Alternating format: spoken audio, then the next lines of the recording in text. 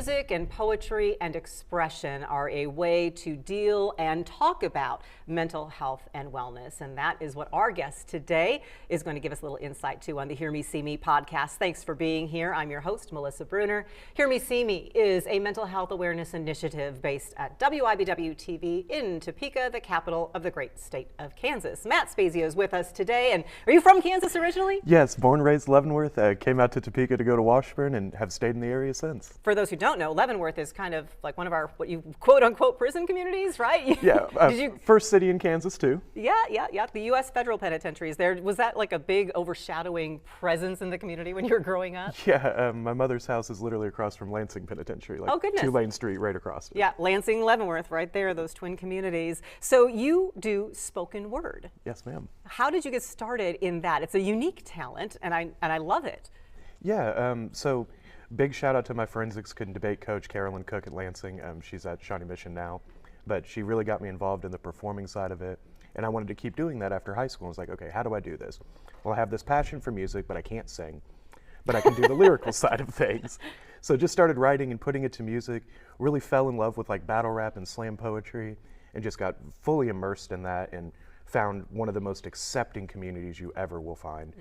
Started at Speakeasy Poets in Noto, right here in Topeka, started doing the I-70 circuit, was brought down to Wichita by a guy named Desmond the Poet, met Black Ice or DeAndre Hawthorne. He's based out of Chicago, one of the true legends of Chicago music.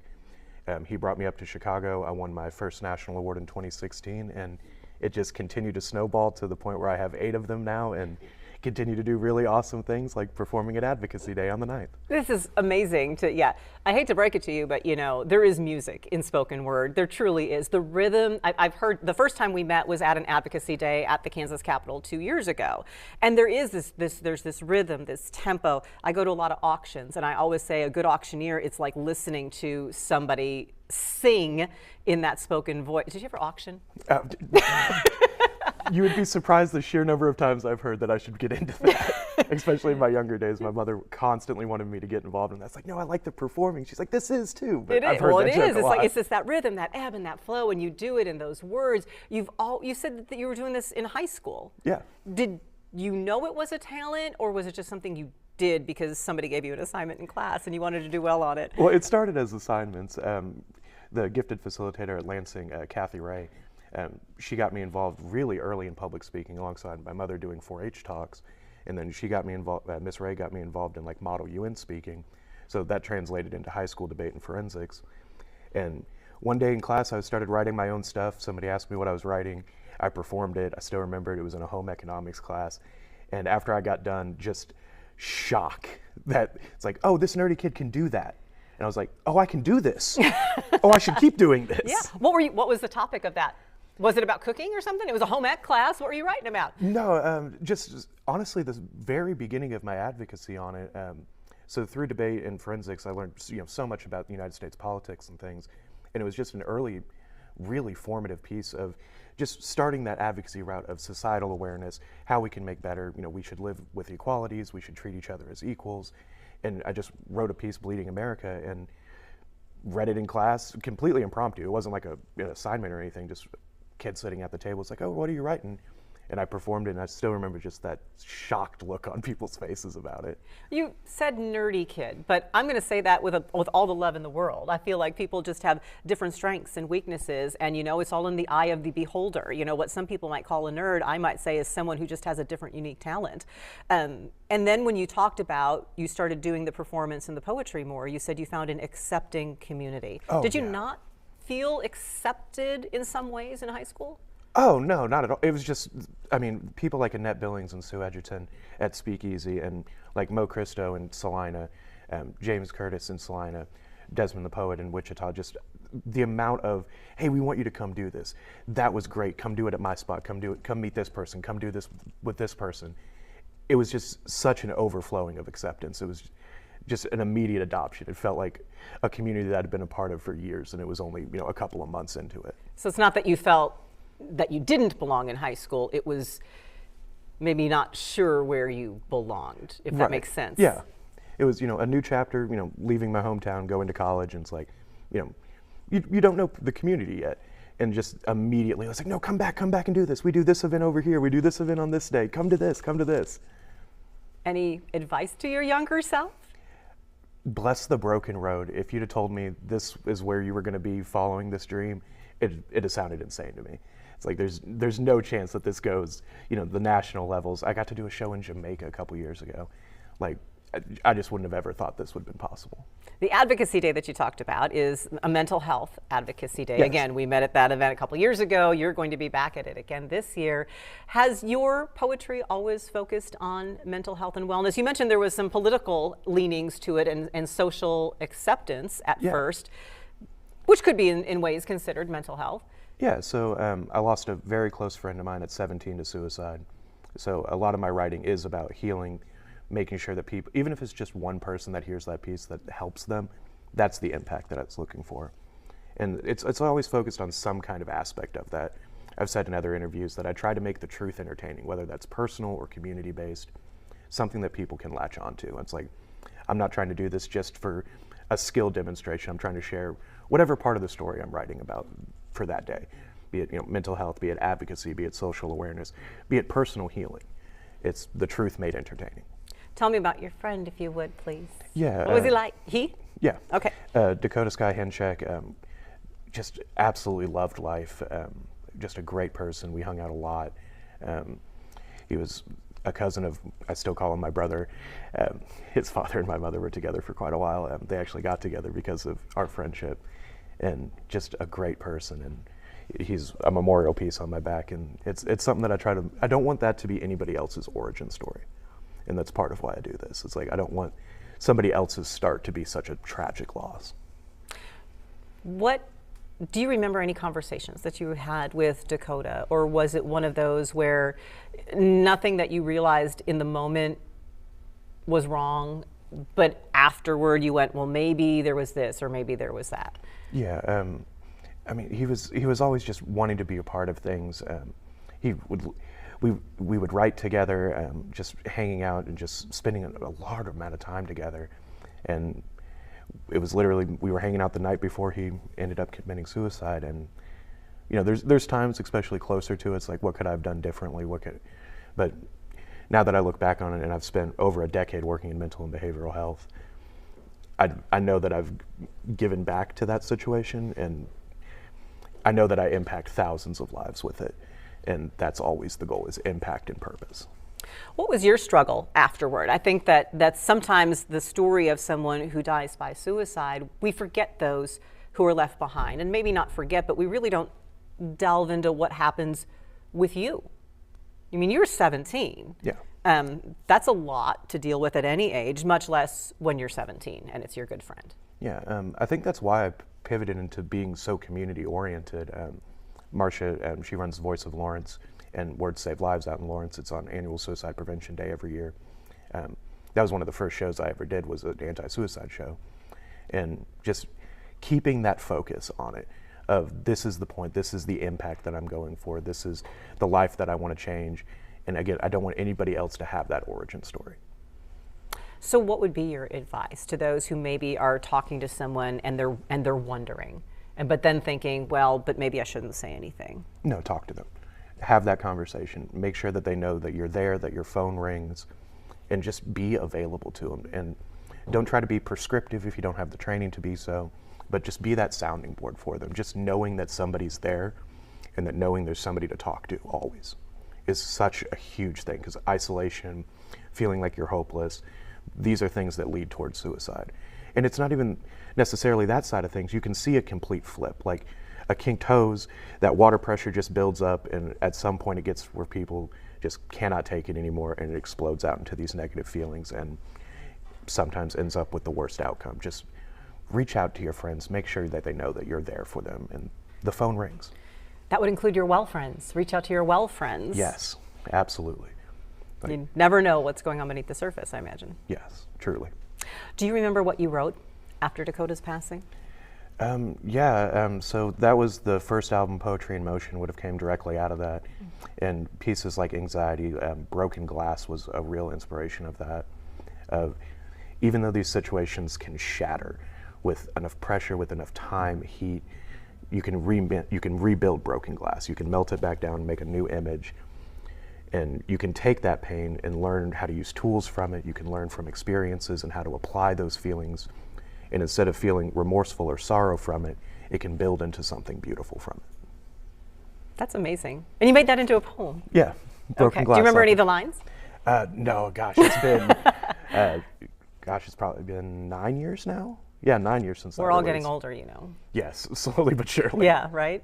So that became an album? Yes, my first one. What you experienced. How did that writing heal you? Oh, unbelievable, like indescribably. And I know I'm a person of words, but like, there's something cathartic about taking turmoil or even something that's very happy to write about and having it on a page and having it tangible. Like, I always write it on paper first. First, I'm a terrible speller. Thank you, spell check. I speak, I don't spell. I'm one half of your favorite childhood toy. But having a tangible writing, like the kineticism of writing it down, getting it out, and having something that you can use, that you can, manipulate with how you're performing it, the rhythm that you put to it, the pacing, the tonal deliveries, the voice inflections. It creates something usable out of it instead of just rattling in your mind. That process is fascinating to me. So it starts with writing, or does it kind of stew in your head for a bit? Oh, all kinds of things. Like, a new song will inspire it, or I'll have a line that's bouncing around, or, a made up word that I have in my head that's like, I like the rhythm of this, will sit there. And sometimes it comes out all at once. It's, an explosion of 40 minutes, and I'll have an entire piece done after it. And sometimes it's days, and when you have the lane of inspiration, you got to follow it because it's never consistent. Especially my brain likes to be like, oh, it's time to go to bed. Yeah, you got work in the morning. It's 1 a.m. We have a great idea. Time to get up and write about it. Your sleep is gone for that day. But there are like scraps of paper all over your rooms, all over your house. Oh yeah, I got so many different notebooks are all over the place. Just because, like, I have one right next to my bed. I have one on my desk. I have one downstairs in my house. My phone has so many little one-line notes in it. It's just to get it down. Oh my gosh. So how do you not get stuck in your head? Because when you're writing about something like mental health, when you're trying to cope with the pain of loss, getting stuck inside yourself is, I would imagine, a very real danger. So how do you make that balance that you don't get stuck in your head? And that goes back to like getting it out on page. Even if it's a piece that'll never be read, or it's like this doesn't work, but I can see the formations of it. I try to always get it out on paper and not allow it to stew inside of it, because that's just unhealthy. That's not helpful for anybody. And sometimes it does get stuck in there, and then it's, okay, let's relax, let's calm down, let's get the adrenaline out of us, go to bed, wake up, tomorrow's a new day, and then start again on it. I like how you say some of your words too are inspired by hearing a song, by hearing someone else's words. Why is it? What is it about poetry or music that can move us so much and help us realize the feelings that maybe we're experiencing? Yeah, I think especially with music, it's a universal language. It's the rhythm, it's vibrations, it's a feeling. Even if you don't understand the words for somebody, if they're doing it in a different language, you can feel the energy behind it. You can feel the performance, the themes behind it, prolonged eye contact, tonals. Music is universal. And everything spawns from poetry, from, Greek amphitheater performances. It all spawns from poetry. And like rap music, huge inspiration is rhythm-assisted poetry. It all goes back to that source of writing, of translation. I mean, even reading a book, that's a relatively new societal thing. It's verbal storytelling is most of human history. It's that connecting around, the circle connecting around a fire. Food and music are universal languages. You should know I give a lot of concerts in my own house and in my car. Yeah, and it is, I can usually tell how I'm feeling by what songs I'm choosing to, belt out that particular day. And it could be, and you're right, there are times when I'm like, why am I choosing to sing this whole set of songs on this day? Whether it's like, some Jelly Roll, only talk to God when I need a favor, or somebody save me, and, songs like that. And then another day, I'm like, I'm walking on sunshine and doing all those kinds of songs. It's interesting how even that, what you're reading, what words, what music you're singing, what poetry you're speaking out loud, how does it change with the mood that you're in? Yeah, so KRS-One, legend of hip hop, if you don't know, he has a great interview where he talks about auditorial diet, and what you listen to, what you experience influences your mood. Like When we're in a sad mood, we played sad songs. We're happy, we're playing happy songs. And you can really influence how you look at things with your auditorial diet. Same thing with, the diet that you put into yourself. Did you eat junk food all week? You're probably going to feel run down and a little crowdy. But if you were healthy about it, you ate a bunch of roughage and healthy stuff, your body feels better. It's the same thing with your mind, with your audio diet.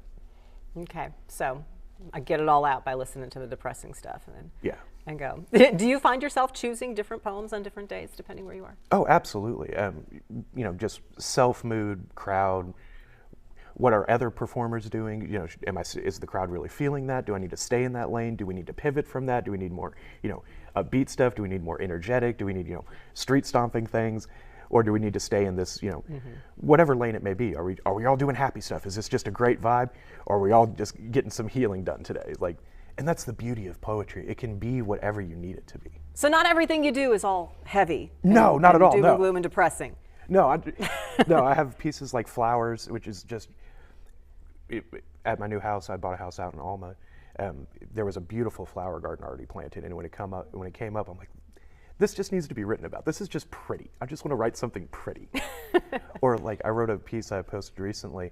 It was just a spider web, and just looking at where it collected bugs at. It's like, oh, this is where it's broken at. This is the points of interest that sustained it. That's where it's not perfect at. It's only perfect where nothing's happened to it. And it can be little stuff like that too. It's not all super heavy, super activism stuff all the time. The majority, yes. But I love how your mind works. Just even when you describe what you saw and the way you describe it, it's amazing. It's obvious why he's a national award-winning spoken word artist. I appreciate that. I want to talk a little bit about how your poetry has gotten you into advocacy and the platform and message that you hope to share. We're going to dive into that a little bit when the Hear Me, See Me podcast returns.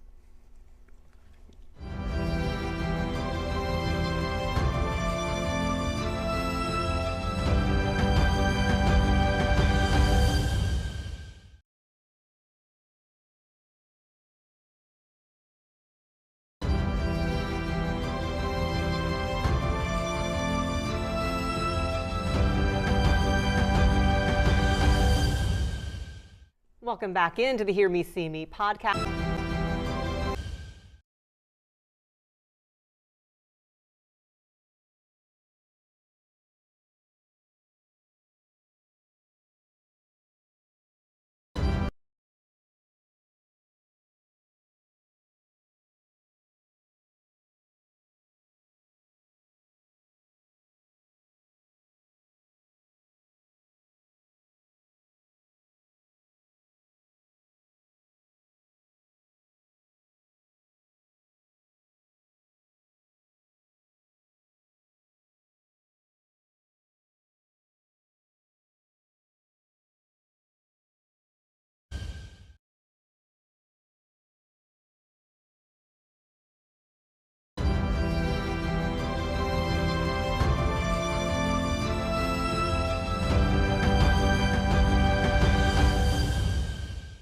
Welcome back into the Hear Me, See Me podcast. We are here with spoken word artist, poet, however you want to describe yourself, Matt Spezia. Thank you so very much for sharing your story. You had mentioned how a lot of your writing was inspired when you lost a friend to suicide when you were 17. That now has turned into some advocacy for you. Yes. When did you make that transition, and what was it that made you realize this was a message that others needed to hear? Yeah, it was really early on. Just having conversations outside a bar that's closed down. That's where Speakeasy Poets used to be held.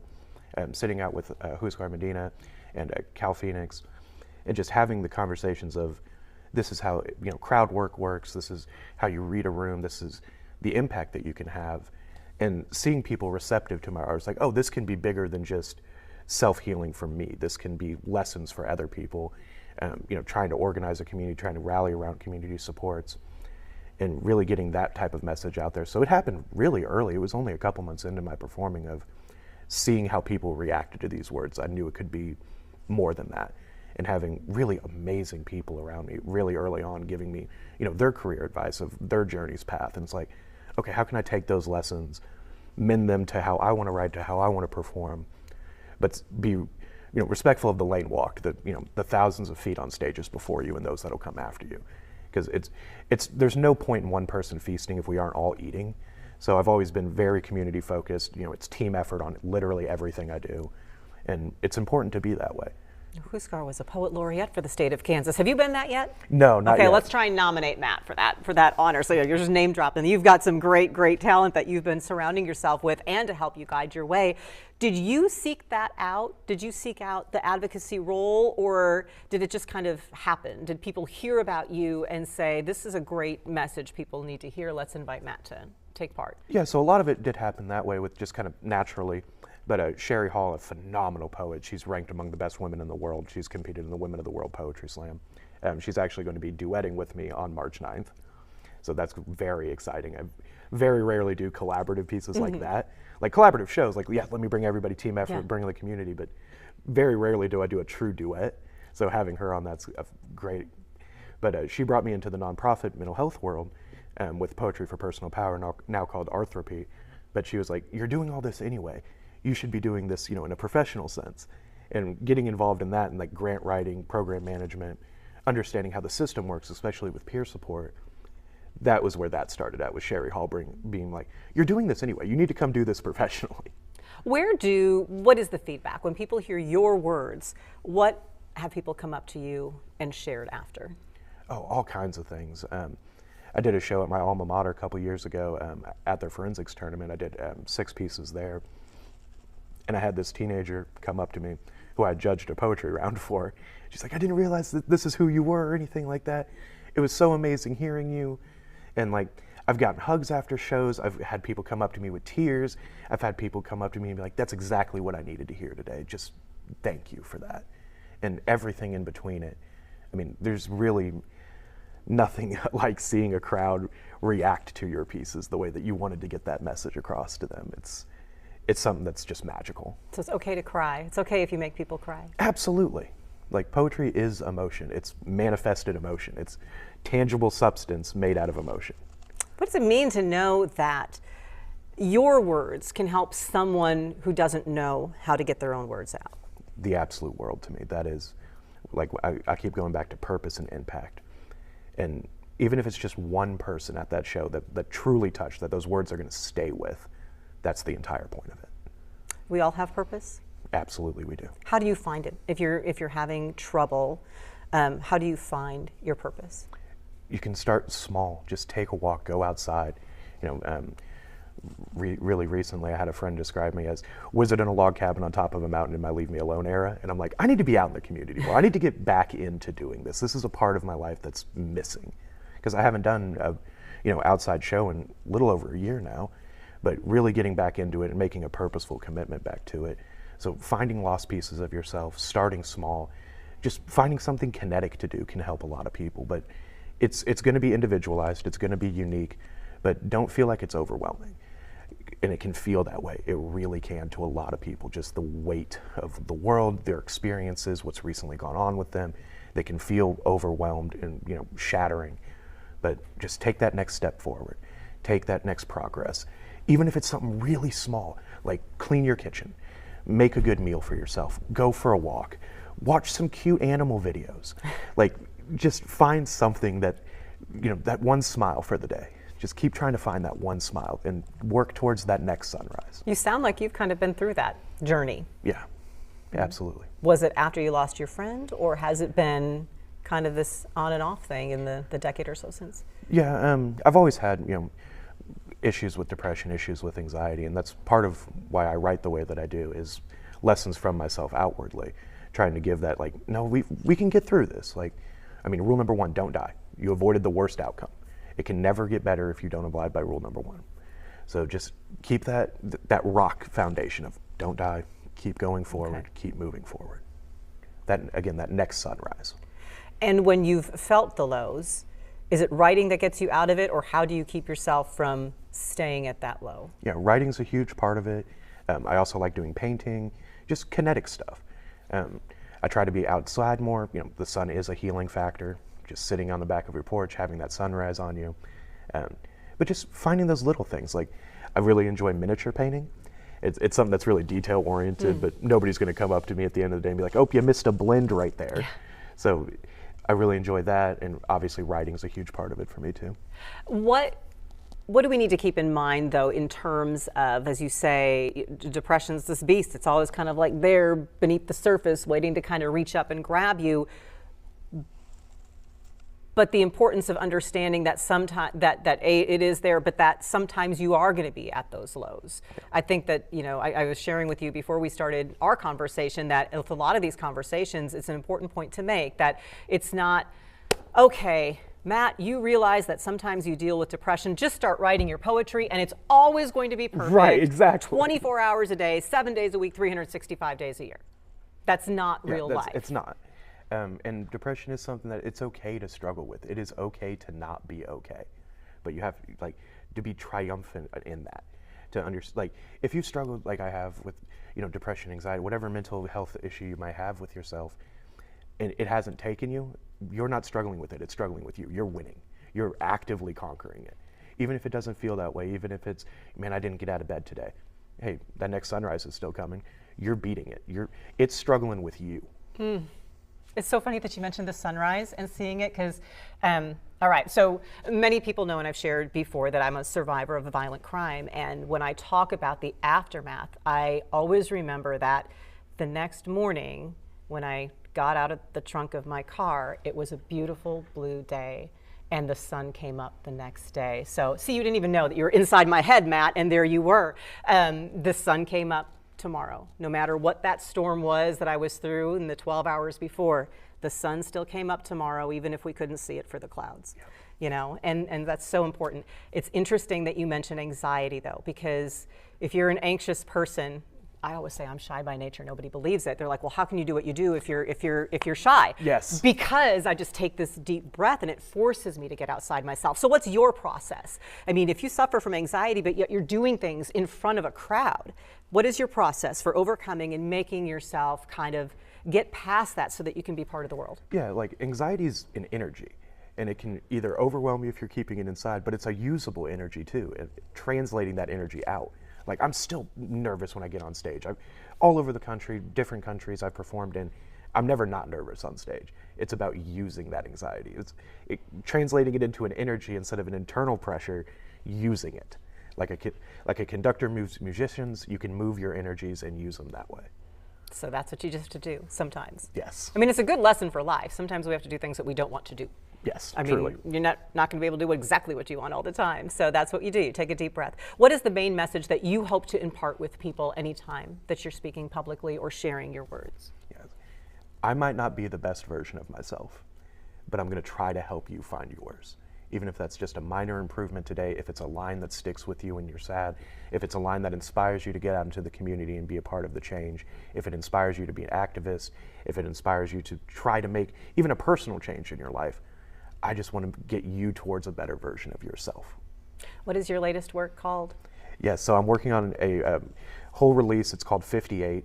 It was a number that was very important to me growing up. It was my sports number basically all throughout football and hockey. And it's a reclamation of self project. It's taking a lot of life has happened to me recently and taking those lessons from it and reclaiming self out of that. Getting back to that version of yourself that you feel that you want to share with the public.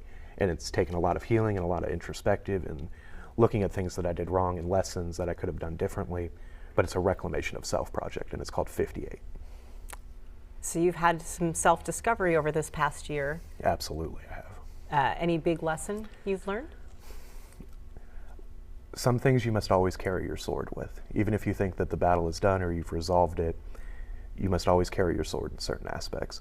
And that is from love, that is from personal growth, that is from goals down the road.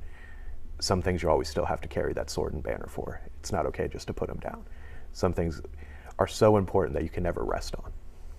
Is this back to the political and social activism portion of what you came from? Partially, yes. Okay. But I mean, the world's been an interesting place. Yes, to put it lightly. Mm-hmm.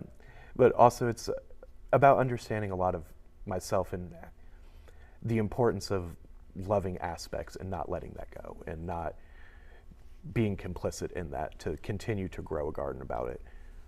Any favorite lines? Oh gosh, yeah. Like, we are triumphantly okay, even in our darkest days, without the sunrise in the midnight hours when stars twinkle and our light does not shine from our eyes.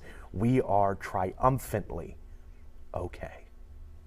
That is a perfect message, I think, on which to end our conversation. Matt, thank you so very much. We appreciate you. We appreciate you sharing yourself and your insights and your knowledge and your light with all of us, because the light shines even when we can't always see it. But no matter what, your light is there, and we hear you, we see you. Thank you so much for having me.